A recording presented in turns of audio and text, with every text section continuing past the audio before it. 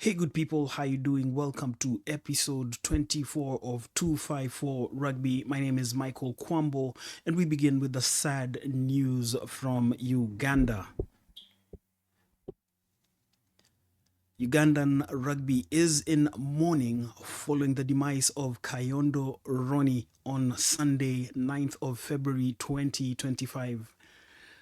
The Eagles fly half lost his life while undergoing treatment in hospital following an injury sustained during his club side's clash against the Buffaloes in the Ugandan Rugby Premiership on Saturday, 8th of February at the Chadondo Rugby Ground. The Eagles lost that match by 21 points to 19.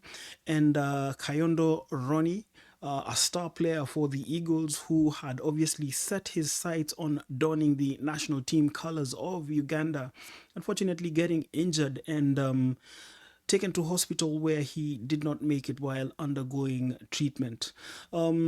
It's always sad to lose a life. It is even sadder to lose a young life.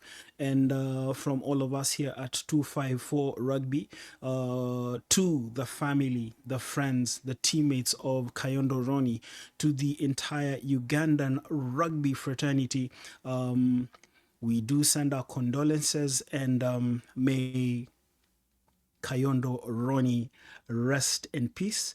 And we will observe a moment of silence in honor of Roni Kayondo before continuing with the show.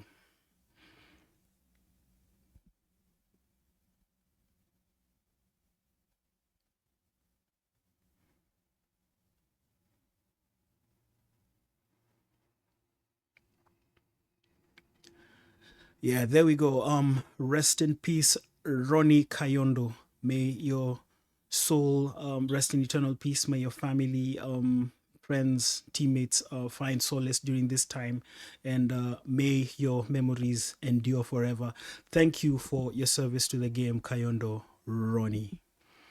Now, we will try and pick up the pace as this particular episode of 254 Rugby continues. And there was, of course, a lot of action taking place on the international front. Remember, that's how we always start with the international headlines before coming home to the domestic front. And we just want to have a glimpse at some of the international headlines. And there we go. We have indeed talked about the sad demise of Kayondo Roni. Yeah. And the Ugandan rugby fraternity, the Kenyan rugby fraternity, the rugby world, his family, obviously still coming to terms with the news of his demise. And then we do have more news coming in from Uganda. Remember, they are preparing for the Rugby Africa Cup, which they are hosting. And in doing so, they, this past weekend, unveiled consultants who will handle their national teams. Both the Sevens women's team, who are in the quest to qualify for the World Rugby 7 Series by way of the World Rugby Challenger Series, and the 15s, the men's 15s as well. They have looked south. They've gone to South Africa, have chosen two gentlemen to handle the sides. And we will be getting their names in a moment, but we will start with Bronson Weir, who will be handling the women's sevens national team, the Lady Cranes. And Bronson Weir is no stranger to the Kenyan rugby fraternity.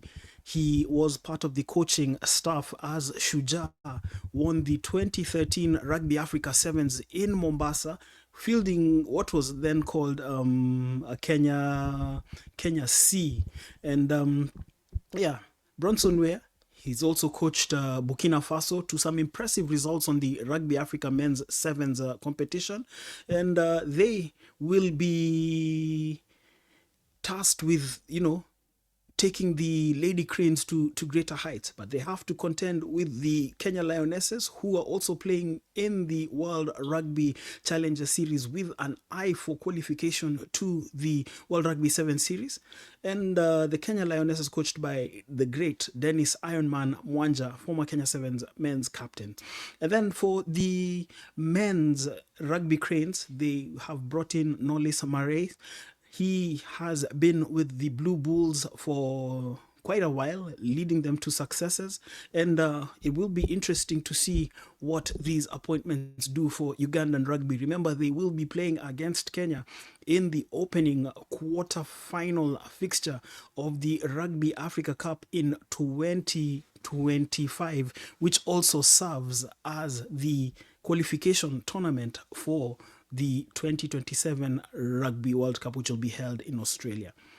And still talking about the Rugby Africa Cup, Morocco defeated Tunisia 26 points to 12 to qualify for that competition we've just talked about, the Rugby Africa Cup, which is the pathway to the men's 15s World Cup. And that win for Morocco, well, it signals quite a rise for them from a spell in the international wilderness. Remember, Morocco had been suspended by Rugby Africa because of domestics, for lack of a better word, and they've sorted themselves out. They've worked their way through the ranks, and here they are. They'll be competing with 7 other teams for a slot in Africa, and just getting to see those teams shortly. The teams are who are they? The teams that they will be competing against for the Rugby Africa Cup in 2025, and seeking qualification to the 2027 Rugby World Cup. The teams include the defending champions Zimbabwe, Algeria, Namibia, Kenya, the hosts Uganda, Senegal, and Cote d'Ivoire. Remember, the Rugby Africa Cup will be played in a knockout format, starting with direct quarterfinals and then heading to the semi-finals and then the final. Now, the way it works is that the winner of the competition gets the direct ticket to the 2027 Rugby World Cup, while the runner-up goes into a repechage against the runner-up from Asia as well for a slot in the Rugby World Cup, which has been expanded to 24 teams for 2027 and beyond. Now, let's go to the Six Nations, and there was round 2 action this past weekend, and looking at some of those matches, Ireland obviously staying on course for the Grand Slam, defeating Scotland. Wales was continued with a loss to Italy, and England edged France in that exciting battle. Yes, we will touch on that shortly. And then again, we do have the Super Rugby season kicking off this weekend.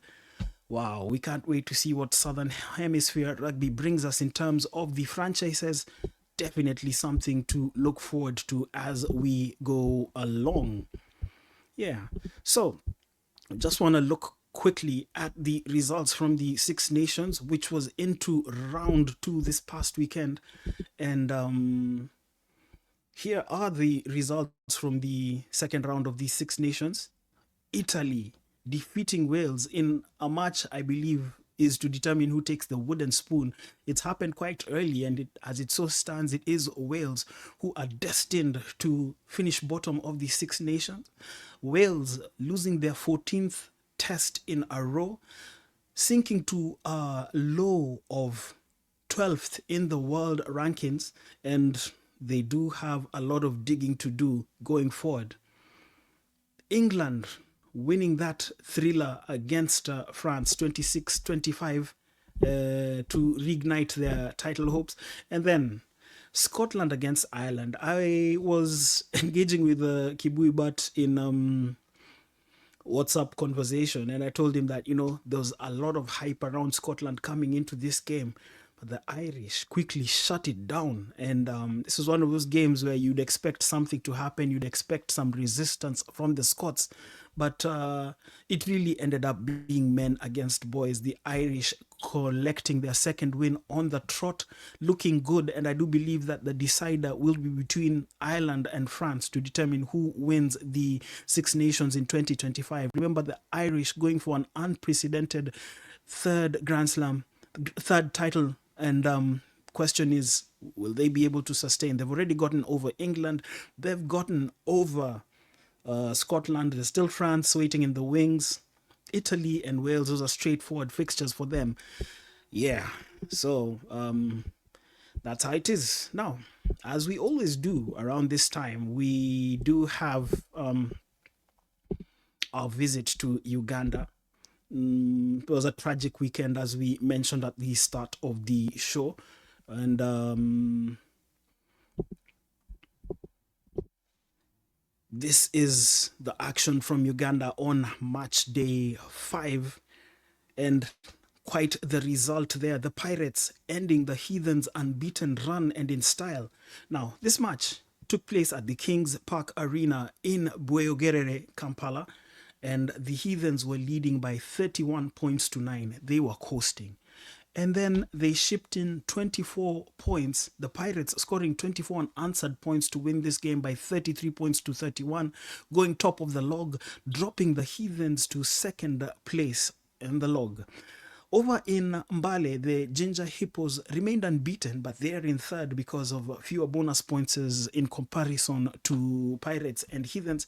They won on the road, defeating the Elgon Wolves by 29 points to 10, while the Cobs, coached by Timothy Mudola, former Uganda international, defeating the ambitious Victoria Sharks by 33 points to 16, obviously hanging in there. And then in Ginger, 77 points across the board between Walukuba and Mongas. That must have been some end-to-end stuff. But at the end, the side coached by Leo Lubambula, the Walukuba Barbarians, defeating the Entebbe Mongas by 47 points to 30. And then at Legends, there was the clash between the Warriors and the Rhinos. The Warriors, well, yet to win a match this season, and their misery continued, losing by a solitary point to the Rhinos, that game ending 21-20. And now the tragic incident that happened in the fixture between Buffaloes and Eagles, where Ronnie Kayondo was injured and did not make it, eventually succumbing to his injuries. That game ending 21-19 to the Buffaloes. And after match day 5 in Uganda, this is what the standings look like. We are going to bring them to you shortly. Here we go. Pirates, top of the log, played 5, won 5, 23 points. The Heathens suffering their first defeat of the season, going down to the Pirates. They are second on the log, 4 wins and 1 defeat, 22 points, just 1 point behind the Pirates. The Ginger Hippos remaining unbeaten. They're one of only 2 teams who are still unbeaten in the top tier in Uganda. They are on 21 points, having won 5 matches on the trot. The Cobs recovering from that match day 1 defeat to the Rhinos, working their way into 4th place on 19 points. The Rhinos are now in 5th place on 17 points. Buffaloes are in 6th on 11 points. Victoria Sharks, 9 points. They occupy 7th place. Eagles are in 8th place on 6 points. Walukuba level on points with Eagles, but with an inferior points difference. They are ahead of the Mongas, who are on 4 points, while the Warriors and the Wolves completing the bottom 2 in Uganda. Now, domestically in Kenya, we did have the Enterprise Cup getting into its quarterfinal stage. It's quite a pity that this tournament, which is actually the oldest rugby tournament in East Africa, has been played since 1930, with the exception of 1940 to 1946 because of World War II, 1987 because Kenya was hosting the All Africa Games, and then the period 2021, I think, to 2021 because of the COVID-19 pandemic. Walkovers have been the excuse me, order of the day, and even at the quarterfinal stage, there have been clamors about repackaging the tournament. There was a time when this tournament was played at the close of the Kenya Cup season. Well, the Kenya Rugby Union has reverted to inserting it into the regular season, played alongside the Kenya Cup. But I think what it needs now is to, attract sponsorship. I think with monetary and related values, it could be better. Well, East Africa's oldest rugby tournament is now in the semi-final stage, following the conclusion of the quarterfinal fixtures on Saturday.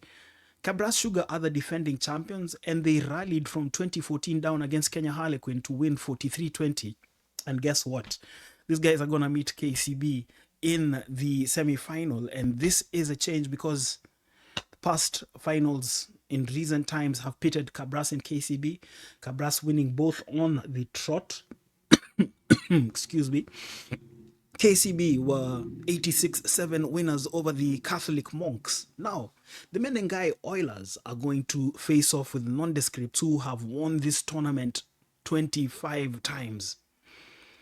And how did both teams get to the semi-finals? By the way of walkovers. The Menengai Oilers benefiting from a 28-0 result against Homeboys, and the same applying to nondescripts who were awarded the 28-0 walkover against the South Coast Pirates. Yeah, so like we said, the Enterprise Cup, I think, needs a lot of repackaging. It would be a pity to see this tournament actually fade away into oblivion. And it would be great if the Kenya Rugby Union and like-minded individuals come together to keep this tournament alive, because it's one of the enduring legacies of rugby in East Africa, and it would be sad to see this tournament fade away. Now, after a break for the Enterprise Cup, the Kenya Cup resumes this weekend, and it's quite the weekend. But before we get to the Kenya Cup, the KRU Championship is also resuming this weekend after breaking for the Cup competition, and just want to bring you the standings first of all in the KRU Championship before going into the fixtures for match day 9. Now let's look at it this way. Masinde Muliro and the Catholic Monks, they are still in the automatic semi-final positions, and with that, home ground advantage is for them. Daystar Falcons are third, just 2 points adrift of the Catholic Monks. Zetech Oaks occupy fourth place, and remember, Zetech Oaks doing well because last year they were playing in the KRU Nationwide League, which literally is the third tier of Kenyan club rugby. They are in fourth place, Homeboys in fifth, JKUAT Cougars in sixth. So these are the teams in the playoff spots, the teams in green. And then Mean Machine, Western Bulls, Mombasa, and Tum Marines are in the positions 7 to 10, while USIU Marshals and the UOE Trojans occupy the bottom 2 slots.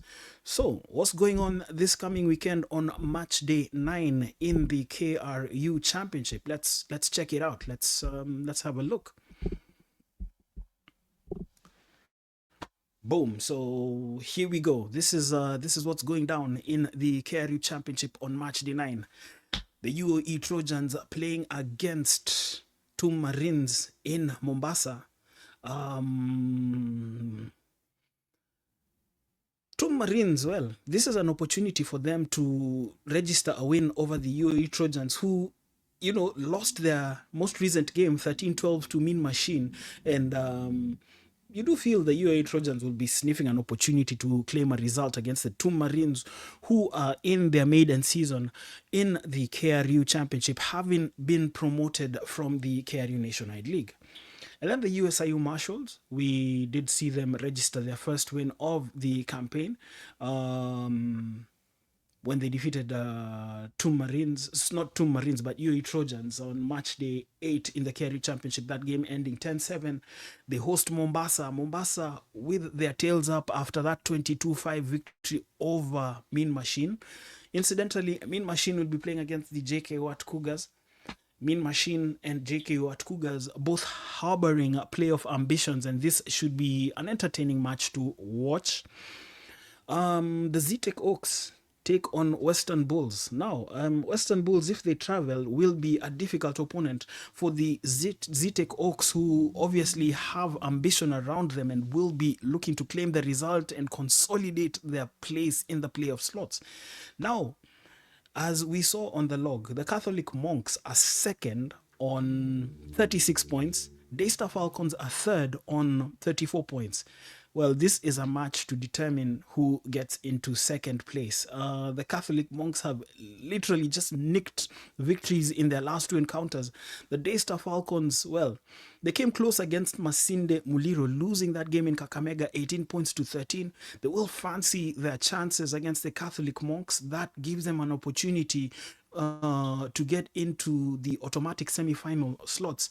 And if you are following the KRU Championship, I do believe that this match taking place at the Catholic University campus in Karen is a match to watch. And then Homeboys versus Masinde Muliro.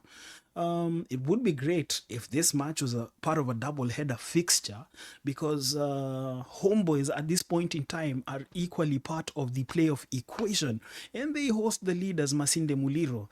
Homeboys are in fifth. Yes, they are in fifth place, looking for a return to the Kenya Cup.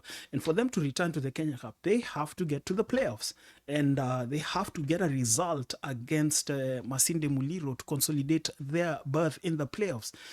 This is exciting rugby, and if you are to ask me, these two games here, Catholic Monks versus Daystar and Homeboys versus Masinde Muliro, definitely the matches of the round in the KRU Championship on Saturday, 15th of February, 2025. Yeah, so it's heating up. You know, we're getting into the business end now. Let's go to the Kenya Cup. And again, looking at the Kenya Cup standings, let's face it, the top five are, they're known. Look at the points difference between Impala, who are in sixth, and Kenya Harlequin, who are in fifth. It's 11 points. With 4 matches of the regular season still to play, I don't see Impala or any of the teams below, cutting that deficit. So I can call it right now that Kabras Sugar, KCB, Oilers, Nondis, and Queens are all through to the knockout stage of the season. There is an almighty battle huko chini. Just look at it this way. Nakuru, bottom of the log.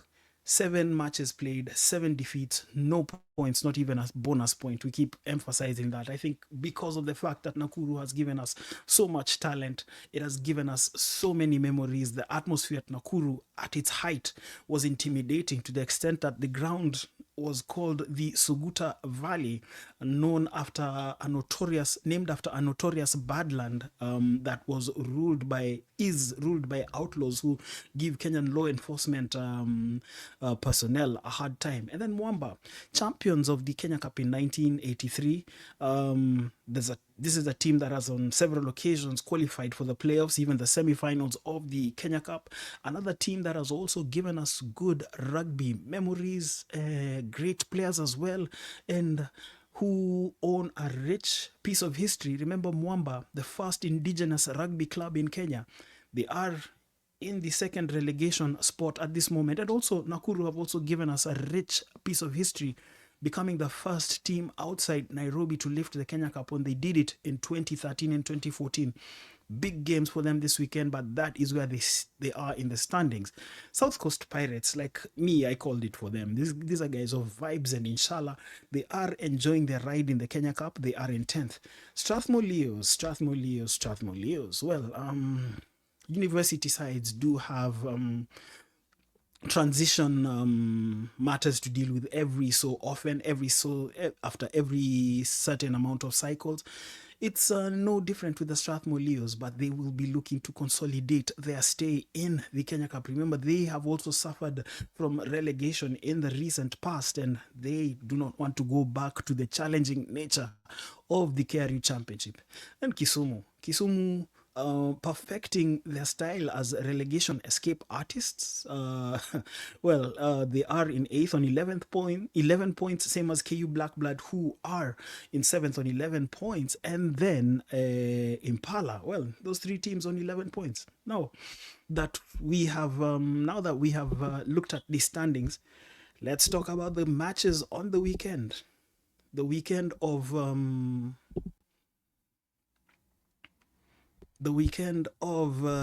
15th February 2025. It's Valentine's Day weekend, and this is what's going to happen. Oilers taking on Impala in Nakuru.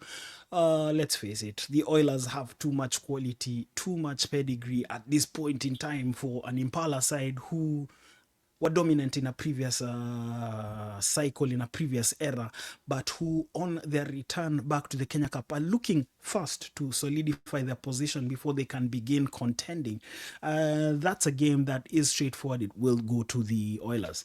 Nondescript versus KCB Rugby. Well, this is a banana peel game because nondescripts are playing some very organized rugby.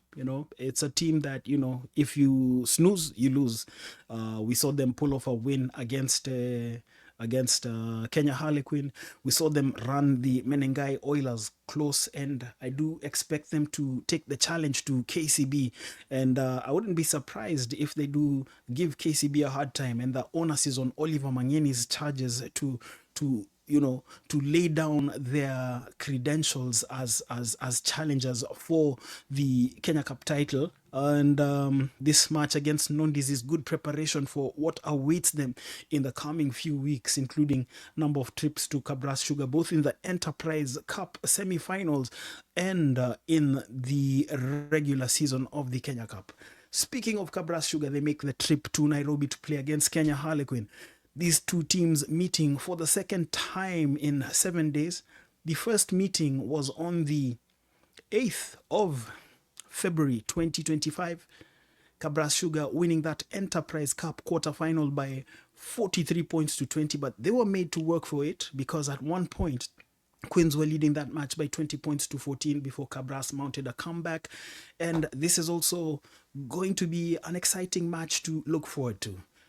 Over at the Kenyatta University, KU Blackblood against the South Coast Pirates. Well, as always, there's a lot of chatter on social media around this fixture. The South Coast Pirates doing what they do best, taunting their opponents. And remember earlier this season, they benefited from a 28-0 walkover against KU Blackblood, who opted to forfeit their Enterprise Cup match, the round of 16 fixture against the Pirates. And now, when these two sides meet at the Kenyatta University in Blackblood, there will be everything to play for. I'll tell you, that crowd at KU is an interesting crowd. They know how to rally behind their team. And I'm sure that the varsity students, they are going to be up to the task as they take on the Pirates, looking to make a push for the Kenya Cup playoffs. While the Pirates looking to claim another scalp and survive in the Kenya Cup. Remember, they claimed the scalp of Nakuru amidst some controversy. And they will be looking to build on that momentum. Speaking of Nakuru, well, they have to win against Kisumu. There's no two ways about it. Nakuru just have to win against Kisumu. Remember, they've played 7 games. They've lost 7 games. They have not picked up a single bonus point. Kisumu, on the other hand, are on 11 points. Nakuru, bottom of the log. They must win if they are to realistically keep their chances of remaining in the Kenya Cup alive. I mean, it is plain and simple. The big question is, will they be up to the task, or will Howard Okwemba's Nakuru, Kisumu ruin the party for Nakuru? Now, Mwamba against Strathmore. Another do-or-die clash for Mwamba. 1 win all season, and that win came against the South Coast Pirates. They play a Strathmore Leos side who are rejuvenated, who've won 2 fixtures, and who will be looking to make it a third and inch ever so closer to safety in the Kenya Cup. Mwamba, oh, wow, wow, wow. They need to win this game. They were relegated in the mid 90s, came back, and then were relegated again. I think it was, yeah, they were relegated at the close of the 96 season before returning in, I think, if not 98, 99. And they've been in the Kenya Cup ever since. They need this win and they need it badly. They will be digging deep for the result. So, I mean, there's plenty to play for this weekend in the Kenya Cup, and it would be good if we could go out and support the teams, support the games. And, that's it. Clash of the round for me. I think the match that is definitely going to elicit a lot of interest. Nondescript versus KCB Rugby at the Ngong Racecourse. Queens versus Cabras Sugar starters favourites. I think the fact that the match between Nondis and KCB proves to be a banana peel kind of fixture makes it all the more interesting to follow. Yeah, so that's what we are looking forward to on match day 8 in the Kenya Cup. And then as we continue, Shujaa are preparing to play in the Vancouver Canada Sevens, which is the 4th round of the 2025 World Rugby Sevens series. Shujaa, well, they will be looking to exert themselves. The fixtures for their matches have been confirmed, and here they are. They will play their matches on the 22nd of February. They start with a clash against Argentina at 12:08 a.m. East Africa time before taking on France at 5:13 a.m. and then winding up with a clash against Great Britain at 10:58 p.m. All these matches on Saturday, the 22nd of February 2025. The key for Shujaa is to be among the top 8 at the close of pool play and then push for a place in the Cup quarterfinals and advance their cause as they look to maintain their status on the World Rugby Sevens series. Head coach Kevin Wambua is expected to name the squad this coming week, and we will be on the lookout in terms of who makes the squad, who doesn't make the squad, if there are any new inclusions, and obviously just to listen to more of his expectations and his goals. Well, this has been episode 24 of 254 Rugby. And before we go, I'd like to give a special shout out to Patrice Agunda for this replica shirt from AS Sports. This is obviously, you can see the badge there. This is Kakamega High School, the Barbarians. This is one of the replicas that, we're looking to get out. Shout out to him. I'd also like to give a shout out to Dennis Osonga, one of the guys who supports the show, and to everybody who's watching this. As always, we do appreciate your feedback. Like, share, subscribe. Looking forward to being with you in episode 25. But for now, catch you later. This has been 254 Rugby. Thank you.